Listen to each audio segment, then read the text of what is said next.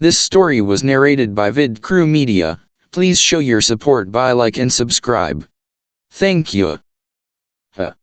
William was momentarily stunned by Jared's negative reply that came so swiftly, but in the next instant, he remarked smilingly, "That's fine. While Josephine is a girl, she's very skilled at running a company and doing business, so she can handle it alone." The man then left after saying that. As Jared gazed at his back, a wry smile manifested on his face since he could understand William's concern.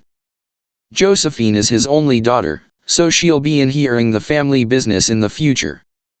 If I were to truly end up with his daughter, someone would need to bear the heavy burden. Alas, I really don't have much of an interest in business.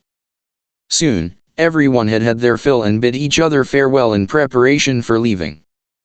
But at that precise moment, the door of the banquet hall was pushed open, and dozens of men rushed in with weapons in their hands. The man in the lead appeared savage and radiated a faint aura, so one could tell that he was a martial artist at a single glance. At the sight of the people who abruptly barged in, shock swept over all the guests there. In a trice, Walter's expression turned chilly. Beside him, Luca instantly whipped out a half-foot-long machete from his waist belt and stood before Walter. "Security! Where's security?" William shouted at the top of his lungs when he saw the men charging in. Alas, not a single security guard appeared. "Save it, Mr. Sullivan. None of your security guards will be coming in," the man in the lead stated coldly. "Why did you suddenly barge in with so many men, Stephen? Do you know that this banquet is hosted by Mr. Grange?" William chided loudly. It turned out that the men were from the Crimson Dragon gang, and the person in the lead was the gang leader, Stephen Fisher. Stephen strode over to Walter and bowed low, murmuring, "I don't mean to intrude, Mr. Grange. I'm just here to look for Tommy." By then, Tommy's hands had long since clenched into fists. From the second Stephen stepped in the door, he knew that the man was there for him. The Templar Regiment and the Crimson Dragon Gang were mortal rivals. The two of them were likewise sworn enemies, but neither could do anything to the other for the time being. Usually, Tommy brought a large number of men along whenever he attended an event. Unfortunately, he was a tad careless in attending Walter's banquet this time, for he didn't bring anyone with him. There was another reason for that: he wasn't worried since Jared would be there. He must have caught wind of it somehow, so he rushed over with his men. "As long as he kills me, the Templar Regiment would be left without a leader and end up being annexed by the Crimson Dragon Gang in no time. I don't care about that. How dare you barge into my banquet?" Walter barked, his expression icy. "As I said, Mr. Grange, I'm only here to settle the score with Tommy. I had no choice but to break in," Stephen replied respectfully. "Nonsense." Walter slammed his hand onto the table without warning. "Are you going against me?" "I don't wish to do so, Mr. Grange. However, I also don't want to allow Tommy any chance of escaping, as this is a rare opportunity. Besides, the fact that you only invited him to such an important banquet without extending me the invitation makes it clear that you look down upon the Crimson Dragon Gang," Stephen countered in a tone that was neither servile nor overbearing. It was plain as day that he was resentful that Walter hadn't invited him. On the other hand, Walter didn't invite the man because the enmity between him and Tommy ran too deep, so much so that his appearance would pose a problem. "Stephen, don't tell me," his face flushed bright red with rage when he saw that Stephen wasn't giving him any quarter. But before he could finish speaking, Tommy stepped forward. "It's my problem, so I'll handle it by myself. Since you're here for me, let's have a duel." After saying that, he dropped into a fighting stance, ready to face Stephen's attack anytime. "I laud your guts. In that case, I'll kill you today before taking over your Templar regiment." While saying that, Stephen charged at Tommy. "What insolence!" Walter slammed his hand on the table as he went through the roof. All the guests present were terror-stricken at his wrath. Beside him, Luca leaped up and landed squarely before Tommy when he saw Walter going off the deep end. "You're courting death to challenge even Mr. Grange, Stephen." Sheer menace radiated off Luca, and his bones popped audibly. Halting in his attack, Stephen eyed the man with a frown. "You might not necessarily be able to defeat me if we were to battle it out today. Furthermore, I have dozens of lackeys with me." "Humph. We'll only know about that after giving it a try." Snorting, Luca dropped into a fighting stance right away. "I initially didn't want to make an enemy out of you, Mr. Grange, but you keep forcing my hand. Let me tell you that the Crimson Dragon Gang is no easy prey either. If worse comes to worst, we'll all fight to the death. If that happens, no one will be leaving this place alive." Stephen's eyes glinted coldly, seemingly long since prepared to go as far as risking his life. Walter's face was bright red, and he shook with rage. "No one in Horrington has ever dared to go against me, but today, he humiliated me thoroughly." Nonetheless, he was caught in a dilemma at the sight of the dozens of men who exuded murder behind Stephen. He came prepared, so it'd be really tricky if things were to come to a head.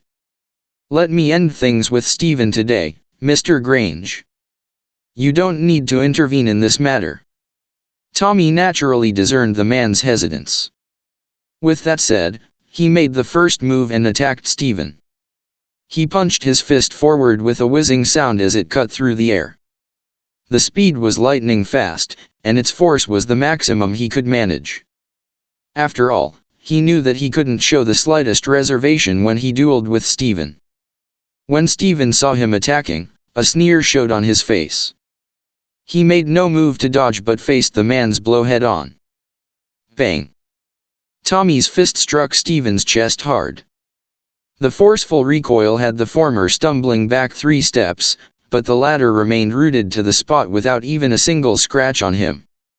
Tommy's face paled, and he stared at Stephen with trepidation in his eyes. His capabilities actually grew again. "Ha ha. Tommy, your punch was nothing more than a tickle. Don't stop. Go on and hit me." Stephen threw his head back and roared with laughter, not taking the other man seriously at all. Tommy was a formidable figure, so he couldn't possibly withstand Stephen's public insult and challenge. With a bellow, he again charged at Stephen, but he snagged a wooden chair this time. Smash! The chair came down on the man hard and instantly splintered into smithereens, yet he remained standing there without moving an inch. "I've already mastered the impenetrable skill, so you can't injure me. Now, it's my turn." No sooner had Stephen finished speaking than he swung his leg out at Tommy. Having no time to dodge, Tommy was sent flying by that kick. He coughed up blood and collapsed onto the ground, his face contorting from the excruciating pain. When Jared saw his condition, he frowned and wanted to get to his feet, but Josephine stopped him from doing so. "Don't be a hero. He seems to be exceedingly skilled, so you might not be his match." She was worried that he couldn't defeat Stephen and would end up injured instead. She was still unaware of the relationship between Jared and Tommy, thus having no idea that the former wouldn't sit idly by no matter how powerful Stephen was. Before Jared could act, Walter ordered, "Teach him a lesson, Luca." Nodding, Luca balled his fists and lunged at Stephen. In the face of the man's attack, Stephen wasn't as relaxed anymore, nor did he dare stand there and allow the blow to land on him. After all, Luca's punch was far more superior than Tommy's in terms of both force and speed. In fact, it had already reached its ultimate extent. Shifting sideways, Stephen dodged Luca's blow. After having done so, he didn't make a move but cast his gaze at Walter and asserted, "As I said, I don't want to make an enemy out of you, Mr. Grange. Are you really going to force my hand?" Walter's expression was grim, and he didn't say a single word. Luca, on the other hand, felt humiliated that Stephen managed to dodge his blow effortlessly. His temper spiked, and he thundered, "Stop yakking. Here I come." Pulling back his fist, he swung it right at Stephen. If that blow found its target, the man's head would likely explode on the spot. Stephen's gaze narrowed, and fury reddened his face. "Since you insist, I'm not going to pull my punches anymore," he spat. After saying that, he reached out and grabbed Luca's wrist before throwing a left uppercut at the man. Shocked, Luca jerked his head to the side and kicked his leg out to force the man back. To his surprise, Stephen didn't dodge but allowed the kick to land squarely on his chest. However, the forceful recoil sent Luca flying instead. It took considerable effort before he finally regained his footing. Upon noticing the astonished expressions of the people around him, he instantly roared, "One of us must die today, Stephen." While saying that, he charged at Stephen once more. "Stop!" As he was streaking toward the man, a figure abruptly appeared in front of him and brought him up short. "You're not his match, so it's pointless to continue fighting him." "I'll fight him instead," Jared stated, blocking Luca's path. A wave of mortification inundated him, and Luca snapped, "Step aside. You'll probably die from a single punch, considering your physique." At that moment, he had lost all sanity, which was why he dared speak to the man so impudently, forgetting that Jared was someone even Walter revered. That said, he had never witnessed Jared's capabilities, so he hadn't much respect for him in truth. He merely treated him politely because of Walter. One's capability in martial arts increases by natural progression in time. He's just a snot-nosed kid in his early 20s, so how skilled could he be even if he had started training while still in his mother's womb? "Shut up. How dare you insult Mr. Chance, you *******. Walter lambasted when he heard Luca's insolent remark toward Jared. He seldom reprimanded Luca and had never regarded him as someone inferior to himself, but he didn't dare allow the latter to act so audaciously when he dared to speak to Jared in such a manner. Luca went silent, but there wasn't much respect for Jared in his eyes. He feared Walter, but not Jared. At that exact moment, Josephine rushed up and tugged at Jared, urging, "Don't be a hero. Didn't you see that even Tommy and Luca weren't his match? You're just a medical practitioner, so don't poke your nose into this matter." She presumed that he was only well versed in medicine and wasn't good at anything else. "I should showcase my capabilities since there's such a fitting occasion today. Otherwise, how am I going to be worthy of an heiress like you when I'm a pauper?" The second Josephine heard that, a shy look appeared on her face. This is the first time he's ever uttered such a remark in public. Isn't this tantamount to a confession? "I don't care about that. I just don't want you to take any risks." She clutched at his arm so that he couldn't make a move. "Hurry up and step aside.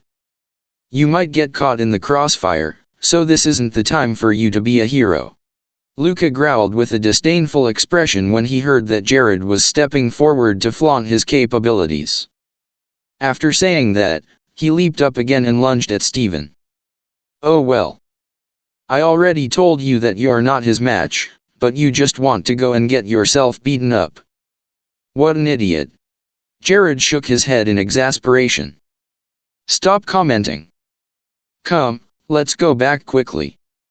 Josephine proceeded to drag him back to their seats. This time, Luca had just reached Stephen after leaping into the air when he was kicked in the chest squarely by the man. Blood trickled out the corner of his mouth. At that sight, Walter and the others were all stunned to the core. Luca could feel his face burning hotly. He distinctly sensed that Stephen had held back when the latter kicked him. But as Walter's bodyguard, he was beyond mortified, especially when a crowd was watching. Right then, he would rather be beaten to death than admit defeat.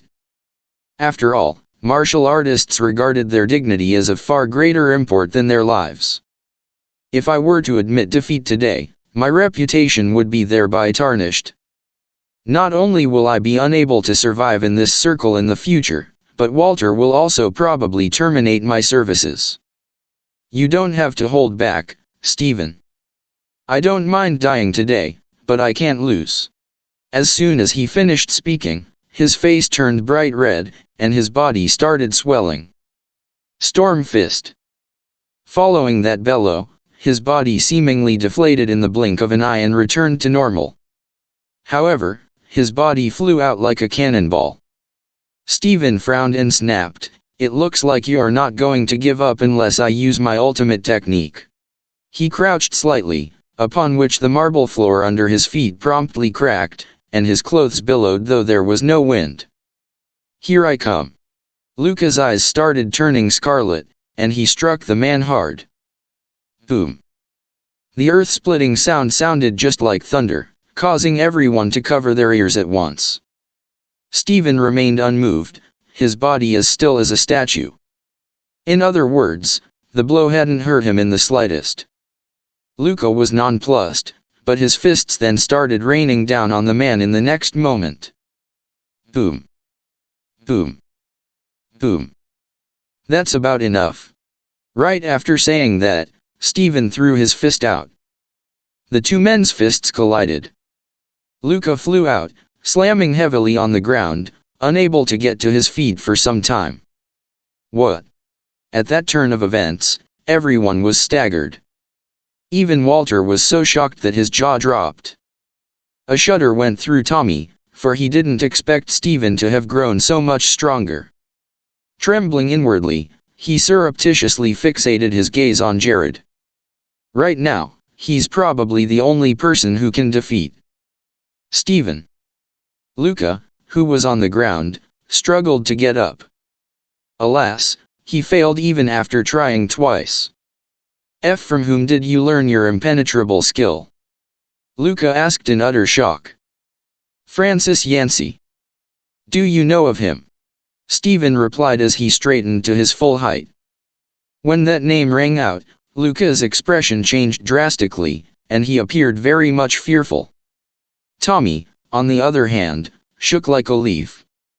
It was clear as day that they both knew of that man, and the person was exceedingly powerful.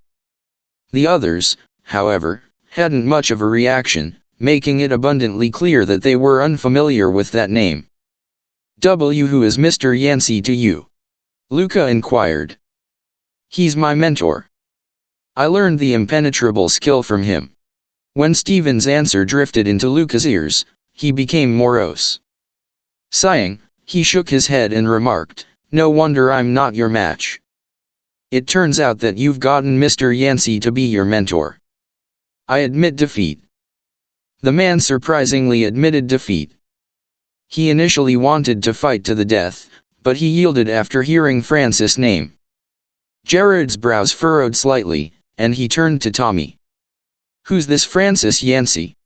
"He's an expert in ancient martial arts and possesses great internal energy. No one knows his true capability, but rumor has it that he can injure someone with a mere leaf." When Tommy spoke of Francis, fear lingered within him. Injure someone with a mere leaf. Jared chuckled softly. "Like this." As he said that, he picked up a toothpick. With a flick of his finger, it shot right at Stephen. Stephen hadn't even the time to react when the toothpick penetrated his arm with only a tiny bit sticking out. "Who was it? Who sneaked up on me?" Stephen roared, pulling out the toothpick. Although Stephen was taunting the culprit, he was actually very worried, for he knew that his impenetrable skill was very strong.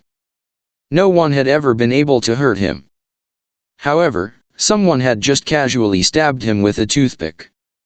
He was shocked to find out that there was an expert in the crowd.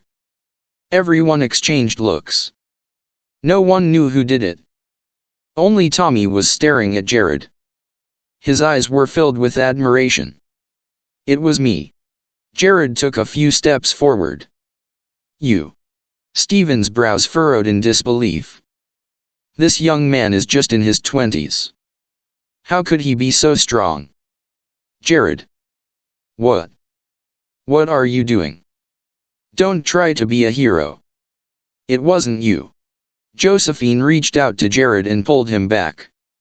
"Miss Sullivan, Mr. Chance will be fine. Don't worry." Tommy stopped her. "Hey, kiddo, are you standing up for Tommy? Your confidence is going to get you killed," Stephen said coldly. "Cut the crap and get on with it." "I'm busy." Jared put on an expressionless look as he spoke. At that moment, a thin veil of mist surrounded Jared. It was so thin that it was almost invisible. The veil of mist that surrounded Jared was the spiritual energy in the atmosphere, and it had formed a tough shield around him. Except for Josephine, no one else was stopping Jared because they all wanted to see what he was capable of. They wanted to see for themselves the reason why Walter was so respectful of Jared. "Well, you asked for it." Stephen's eyes gleamed. He dashed toward Jared and appeared in front of him in a split second, then threw a punch at him. Despite that, Jared didn't move a muscle. Instead, he stood still and stared at Stephen calmly.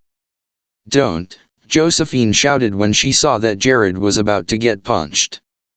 However, that did not stop Stephen, as he punched Jared in the chest as hard as he could. Bam! That punch was so powerful that it could have killed Jared on the spot. But strangely, the man remained still even though he weighed just over 100 pounds. Instead, Stephen was the one who had it worst as his arm was bent at a bizarre angle. The forceful recoil had broken his arm, exposing his bones.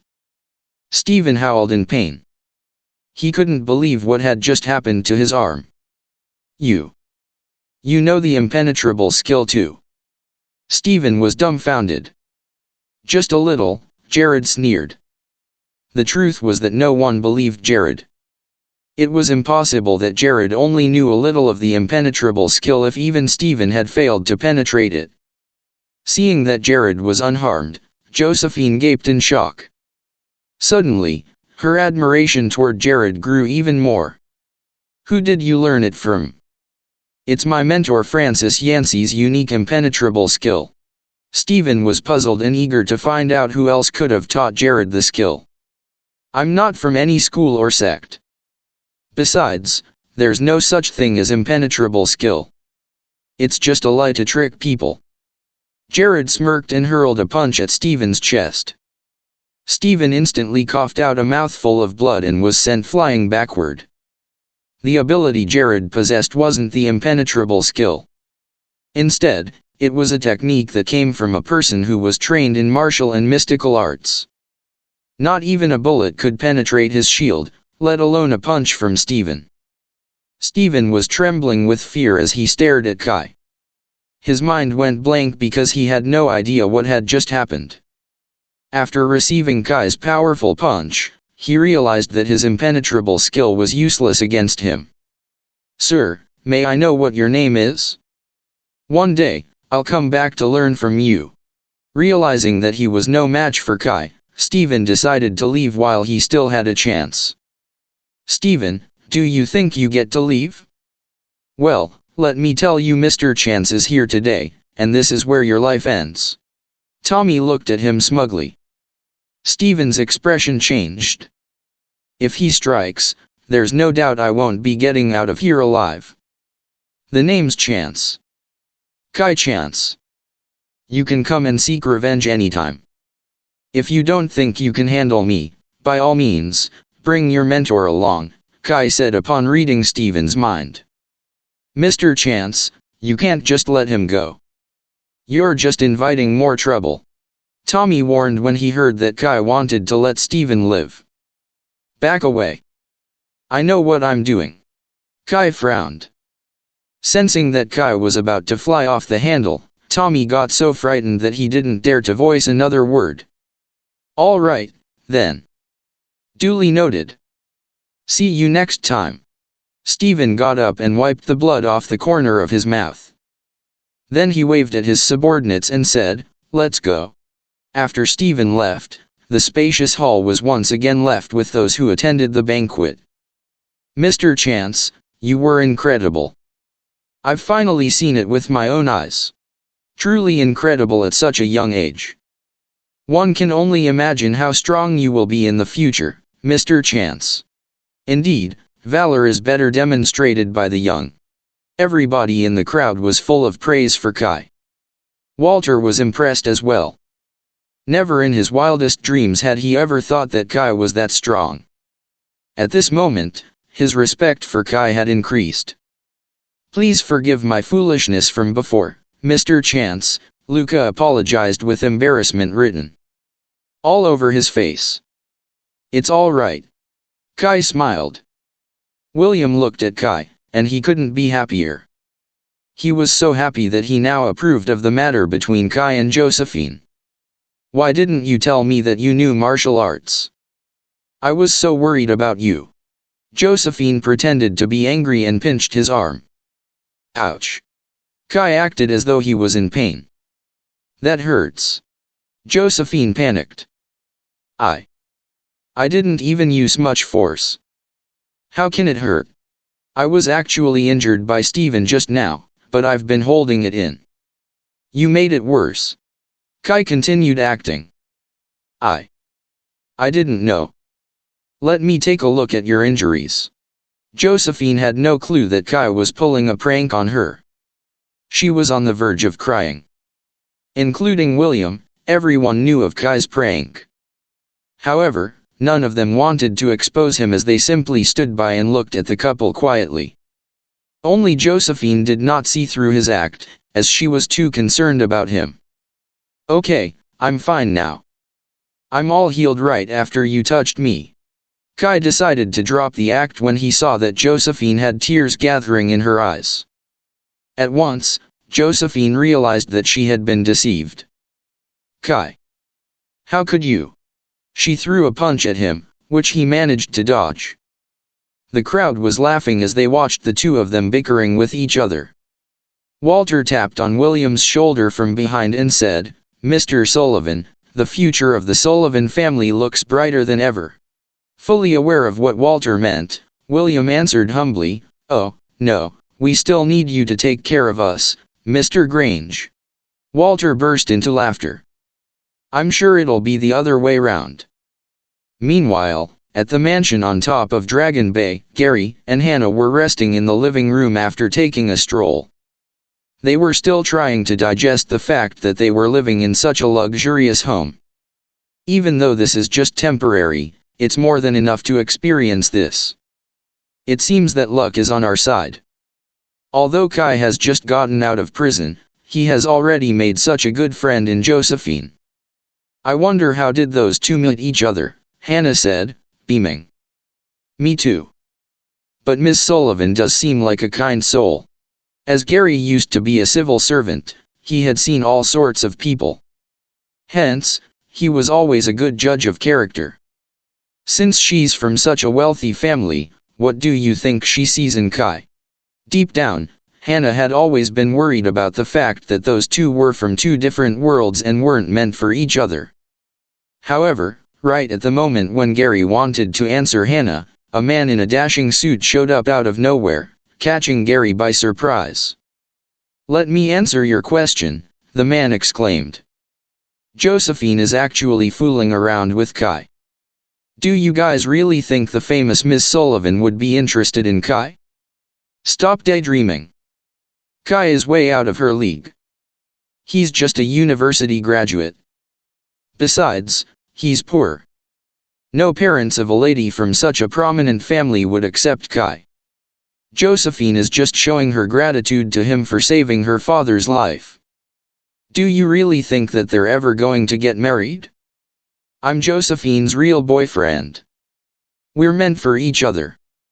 I'd suggest that you guys give up on your ridiculous hopes and dreams. Don't you know where your son stands?" With that, the man sneered at them, his eyes filled with disdain. Gary and Hannah blanched upon hearing that. Despite the rude intrusion, they knew that the man had a point. Not only was Kai just a commoner, but he was also an ex-convict. No parents would accept Kai as a son-in-law.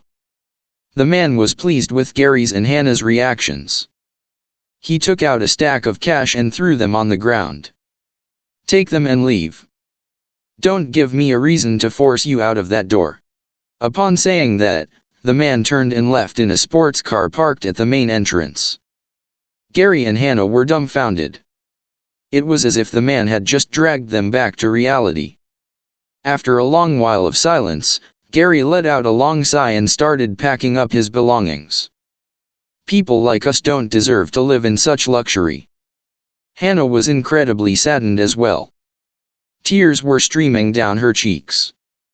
It took only a few moments for Gary to pack up. He tapped on Hannah's shoulder and said, "Let's go. We'll talk to Kai about it later and have him face the reality. He's just not meant to be with Miss Sullivan." Finally, they left the mansion and returned to their previous house. "Hannah, I thought you guys have moved into a mansion with Kai. What are you doing back here?" their neighbor, a middle-aged woman, asked curiously. "Hi, Chloe. Well, we couldn't get used to living there." Hannah chuckled awkwardly. Chloe Wallace was their neighbor, who had lived through tough times as well. Her husband had passed away when their daughter was just a teenager. She had to raise their daughter all by herself. "That's good. Now I have someone to chit-chat with again. Since Kai has just gotten out of prison, I knew that the situation was a bit far-fetched. The person who lent him the mansion must have an ulterior motive. It's better to avoid such people, otherwise, Kai might get in trouble and get thrown back into jail again," Chloe said directly. Although her words were unpleasant to the ears, she meant well. "I know." Hannah nodded. Back at the Glamour Hotel, the crowd had dispersed after the banquet ended. Walter got Kai to stay for a bit and said, "Mr. Chance, I need a few more days before I can get you the spiritual brush and cinnabar rosary you asked for. It's all right, I can wait." "Thanks for your help, Mr. Grange." Kai smiled. "Since my mom's eyes have been this way for a while now, I'm sure waiting for a few more days won't hurt. I shouldn't rush this sort of thing anyway." "You're too kind, Mr. Chance. From now on, just let me know if you ever need help with anything," Walter said without hesitation. After chatting with Walter for a while, Kai planned to leave. However, Luca came forward to him right then and knelt down before him. "Mr. Chance, please be my mentor." Having witnessed Kai's tremendous abilities, Luca couldn't help but hope that he could learn from Kai. Kai grabbed him and helped him up. "I'm not worthy of being someone's mentor. You think too highly of me." In actuality, the skills that Kai possessed were not in the same category as the ones these martial artists had. Hence, he couldn't teach them even if he wanted to. "But Mr. Chance, that's enough, Luca," Walter interrupted. Mr. Chance has already given his answer. Although Walter wasn't a martial artist, he knew how things were done in the community and that not many people would actually be willing to mentor others. Upon hearing that, Luca stepped aside and kept silent.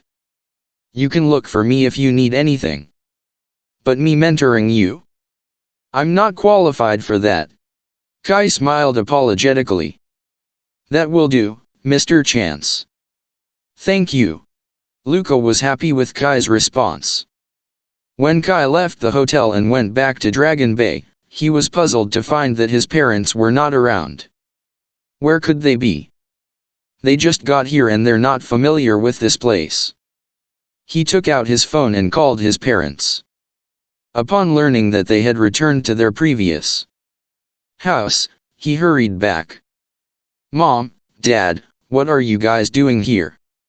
Is it because you guys aren't used to staying at Dragon Bay? The environment there is so much better, isn't it?" Kai asked, baffled. Without saying a word, Gary went into his room after taking a glance at Kai. Hannah let out a long sigh and said, "Kai, you've just gotten out of prison. Stop thinking that fame and fortune can be achieved overnight. Josephine is a kind lady, but you shouldn't take advantage of her just because you saved her father once. You two don't belong together. Just get a job and stop being delusional." Kai furrowed his brows.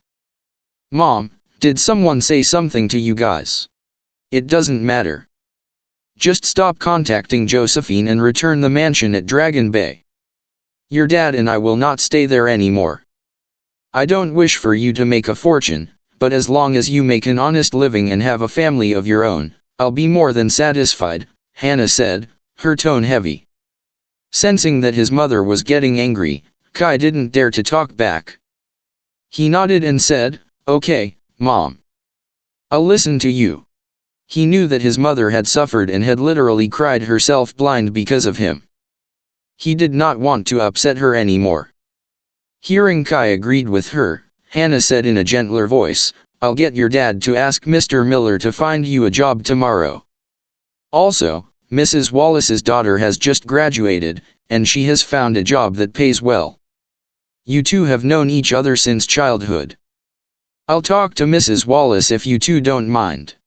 Hannah might be blind, but she seemed to have everything figured out. "Well, if both of them are okay with it, I don't mind either.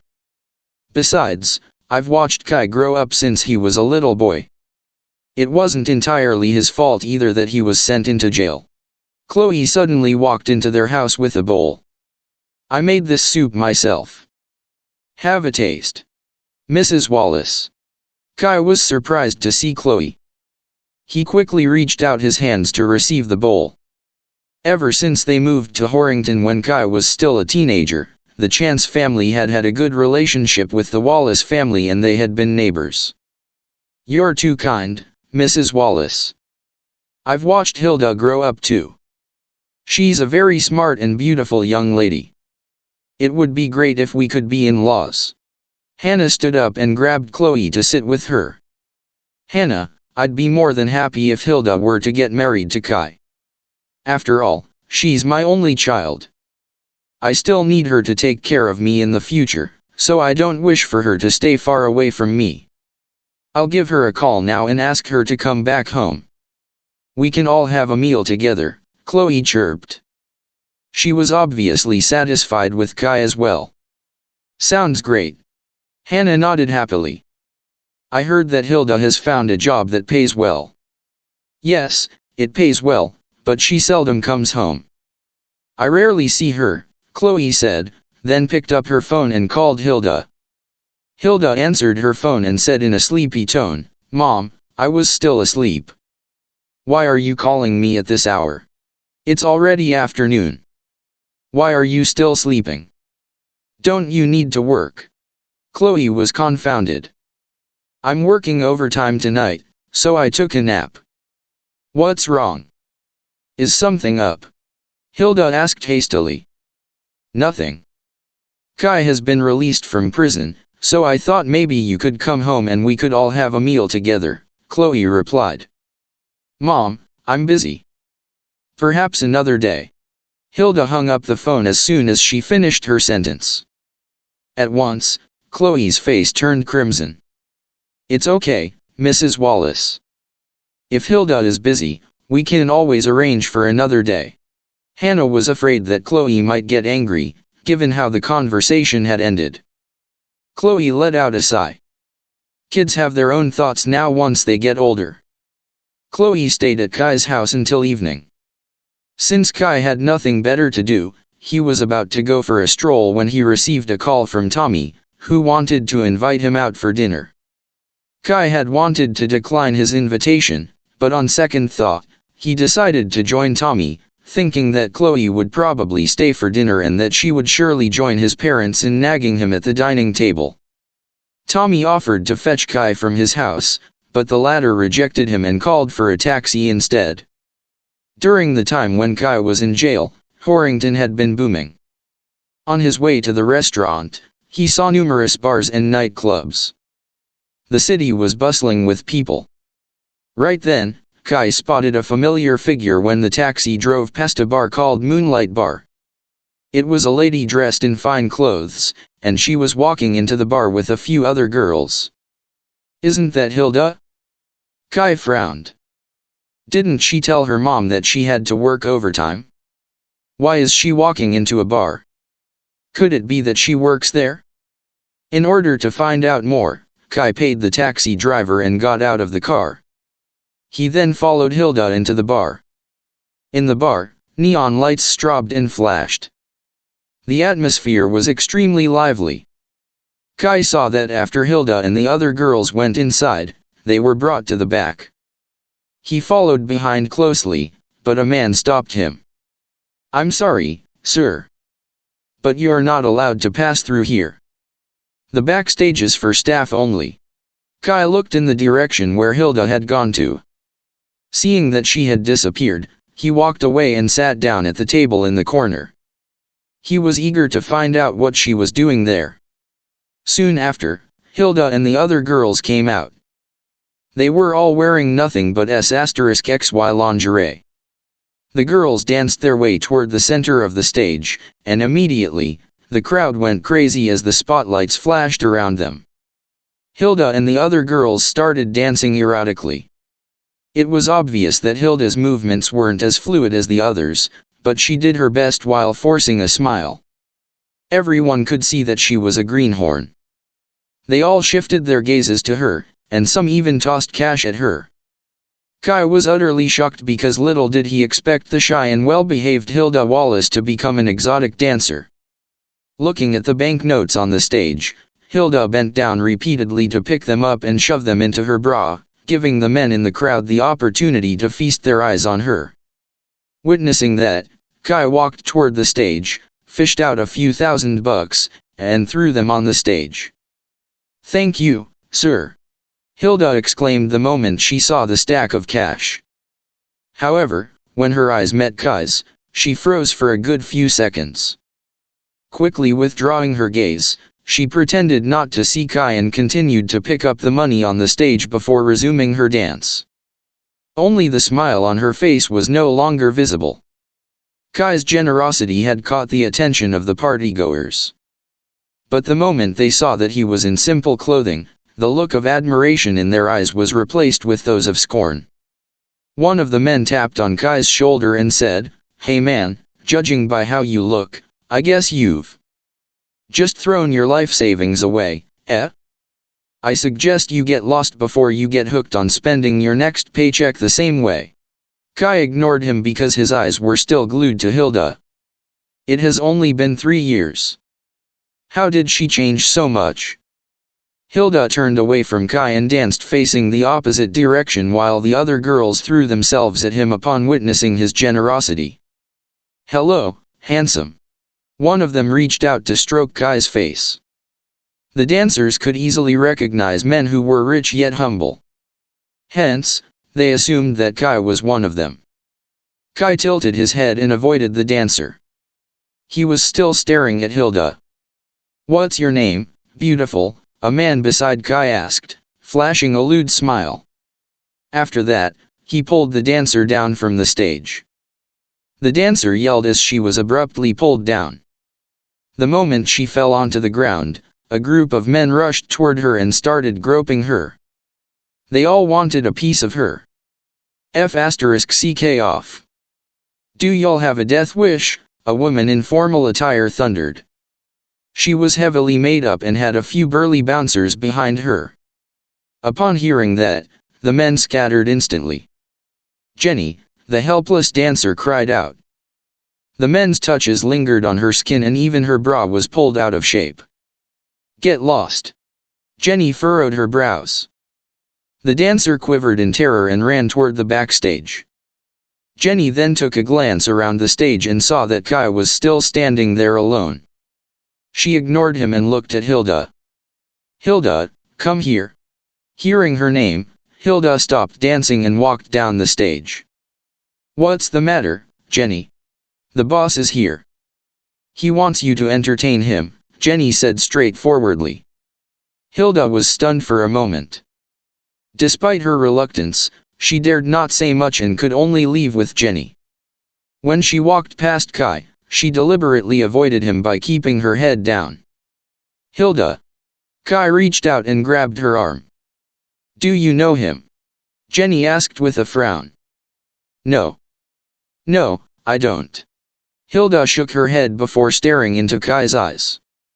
"Who are you? Let me go. I need to work." After shaking Kai off, Hilda followed Jenny backstage. Jenny glared at Kai silently for a second before walking away. Hilda, the boss likes you a lot. Behave yourself around him. More importantly, don't find yourself a boyfriend. If you can please him, you don't have to worry about those loan sharks anymore. In fact, it doesn't matter who comes after you because he'll take care of you. Heck, I might even have to work for you by then, Jenny said. Although Hilda wasn't happy, she tried her best to put on a smile. Jenny, why would the boss be interested in me? I think he likes you more. As a matter of fact, Hilda was disgusted by the boss. He was a bald man with a bulging belly. Even though she had no choice but to become an exotic dancer at the bar, she never wanted to be someone's mistress. I'm too old, now. You can still make it, Jenny said, looking at Hilda enviously. Indeed, age was very important in that particular industry. Soon, they arrived at a spacious and luxurious office. Inside, a bald, middle-aged man was sitting on the couch and in front of him was a bottle of red wine. Upon seeing the man, Jenny bowed and said, "Sir, Hilda is here. She hasn't entertained other customers privately, right?" the man asked. "No, of course not. I dare not go against your order, sir." Jenny shook her head. "All right, you can leave now." The man waved for Jenny to leave the room. Jenny gave Hilda a wink before she left and closed the door. Hilda was trembling with fear now that she was alone in the room. "Yes, sir," Hilda squeaked out. The man raised his head and appraised her from head to toe, his eyes filled with lust. With a grin, he said, "Relax, I won't eat you. Come sit with me." He patted on the couch next to him. Despite being absolutely terrified, Hilda didn't dare to disobey him. She walked slowly toward him and sat down. At the sight of a fair and beautiful young lady, the man was all the more aroused as his eyes lit up. He poured 2 glasses of red wine and offered Hilda a glass. "Come. Drink with me." "Yes, sir, I can't drink." Hilda did not dare to reach out for the glass. "It's all right. You can learn now." The man's lips quirked up. Left without a choice, Hilda took the glass of red wine and downed it in one go. The man burst into laughter upon seeing that. "Jenny told me that you owe the loan sharks quite a sum of money. Is that true?" he asked. Hilda nodded. "Yes, $1 million. $1 million. That's not a small number," the man said, then wrote a check for $1 million and slid it toward Hilda. "Satisfy me tonight and this $1 million check is yours." The man sounded confident. He had used the same method on a lot of girls before Hilda and it worked all the time. Hilda's breath hitched as she stared at the check. "It's $1 million. With it, I don't have to hide from the loan sharks anymore. Besides, I can quit being an exotic dancer and quit being afraid of meeting someone I know." However, she was caught in a dilemma. She knew that if she were to accept the money, her whole life would start spiraling downward. "Although I'm an exotic dancer, my chastity is still preserved. Once I pay all my debts, I can still return to living a normal life. I can even marry a man whom I love and have a family of my own. If I accept the money now, I will have to be someone's mistress for the rest of my life." Suddenly, she had a flashback and thought of Kai. When they were still teenagers, Kai had been particularly protective of her. In fact, back then, she had liked him so much that she kept thinking about marrying him one day. However, they eventually grew apart when they got older. By then, Kai had found Sandy, and a marriage was on the horizon. Because of that, Hilda never looked for Kai anymore. Yet, life surely was unpredictable. Not only did Kai not marry Sandy, but he had been sentenced to prison. Hilda had wanted to visit Kai in prison, but she was too caught up with her university life. In fact, Hilda was very upset that Kai had found out about what she did for a living. What if he tells Mom? If she finds out that I've been lying to her, she's going to be so disappointed. She worked so hard to raise me on her own. If she finds out that I'm an exotic dancer, I'm doomed. Even worse, if I become someone's mistress, I bet she's going to disown me." Thinking about her mother, Hilda decided to reject the man's offer. "Thank you for your kindness, sir, but I have to reject your offer. The man was stunned. He had never thought that Hilda would reject him. After all, that was the first time that his method had failed him. Is it because of the money? I can give you more. Also, I'll buy you a house which will be our love nest. Whatever else you want will be yours. Furthermore, I won't interfere with your private life. All you need to do is to accompany me 4 to 5 times a month.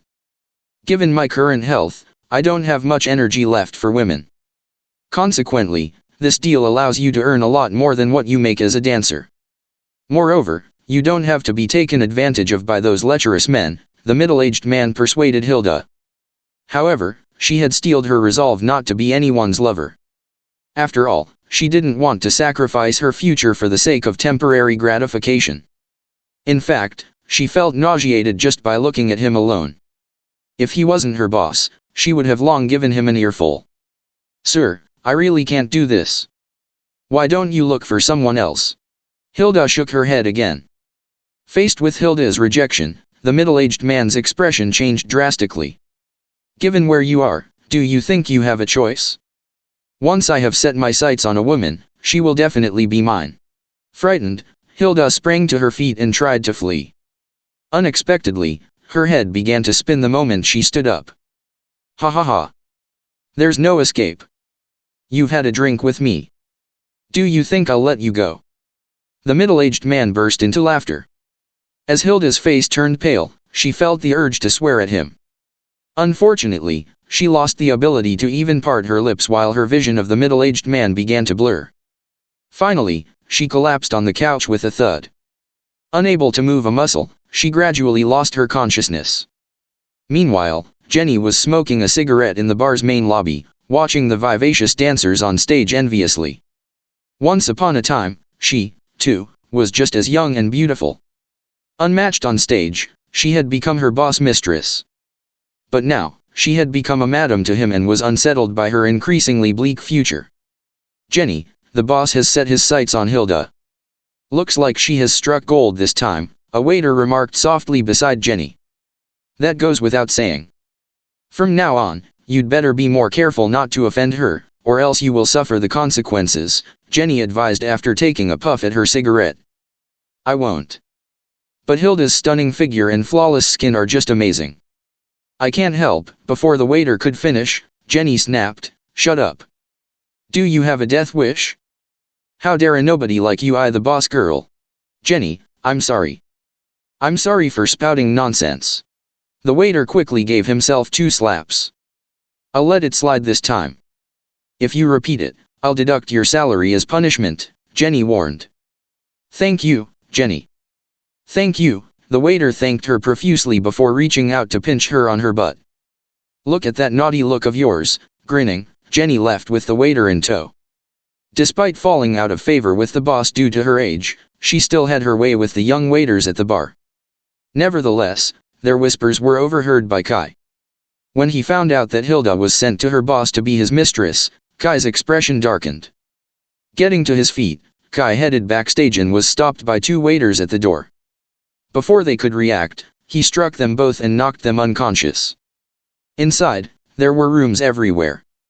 Not knowing where Hilda was, he grew anxious at once.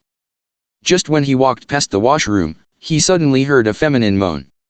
Without any hesitation, he barged into the washroom and kicked open the cubicle door. Ah! Inside, Jenny was in the middle of getting it on with the waiter, and they looked as if they had just begun. When the waiter was about to scream, Jared knocked him out with a palm strike. After that, he grabbed Jenny by her collar. Where did you take Hilda? King, Jenny swore the moment she saw Jared. Before she could finish, Jared grabbed her by the neck. With the air choked out of her lungs, her face turned red while her eyes were filled with horror. She's in the office, Jenny answered at once. Take me there. Jared released his grip. When she saw the murderous look on his face, Jenny led him there without any resistance. Upon his arrival, Jared kicked down the office door. Boom. The thunderous sound gave the middle-aged man a shock. The moment Jared barged in, he saw Hilda lying motionless on the couch while the middle-aged man's hands were fondling her body. How dare you? With his eyes burning in rage, Jared stepped forward and gave the man a kick, sending him flying out of the office. Hilda! Hilda! Jared took off his jacket to cover Hilda with it. Considering her unconscious state, he knew that she had been drugged. Hence, he transferred some of his spiritual energy into Hilda's body. When Hilda gradually opened her eyes and saw Jared, she exclaimed in surprise, "Jared!" The very next moment, she lost consciousness again. Evidently, the drug's effects had overwhelmed her. As for the middle-aged man, he was sprawled on the ground after Jared's kick. By then, his face had already turned purple. "Sir," Jenny hurried up to him and helped him up. The middle-aged man glared at Jared. "Kid, who are you? How dare you hit me? Do you have a death wish?" Just as he bellowed, 4 fighters in black suits entered the office after hearing the commotion. "Sir, this guy might be Hilda's boyfriend," Jenny informed the middle-aged man. Judging from Jared's response and the furious look on his face, she figured only a boyfriend would react that way. "I don't give a f***ck who he is. How dare he hit me? Just kill him," the middle-aged man roared at the sight of reinforcements. The 4 fighters charged at Jared at once. After he put Hilda down, Jared waved his arms without even looking at his approaching foes. The 4 men were sent flying out and crashed heavily against the wall. Consequently, they lay lifelessly on the ground. Shocked by how powerful Jared was, the middle-aged man and Jenny gawked at him in horror. Jared shot a piercing glare at the man. "B*****, like you deserve to die. What are you going to do?" When he saw the murderous look in Jared's eyes, the man said with a trembling voice, "Let me warn you. This bar is under Mr. Lewis' protection. Do you know who he is?" The moment he finished speaking, Jared's phone suddenly rang. It was Tommy, who had invited Jared for a meal. When Jared didn't show up, he decided to give Jared a call. "Mr. Chance, where are you?" Tommy asked softly. "I'm at Moonlight Bar." "Moonlight Bar?" Tommy was surprised. "What are you doing there?" "Killing someone." Jared's short answer sounded so vicious that it sent a chill down Tommy's spine. "Mr. Chance, Moonlight Bar belongs to Baldy, who has been paying the Templar Regiment protection money. I'll come over with my men at once. You don't have to do it yourself." When he heard Jared's reply, Tommy knew that someone in Moonlight Bar must have gotten on Jared's nerves. "Sure." Jared agreed before ending the call. Then he quietly took a seat on the couch to wait.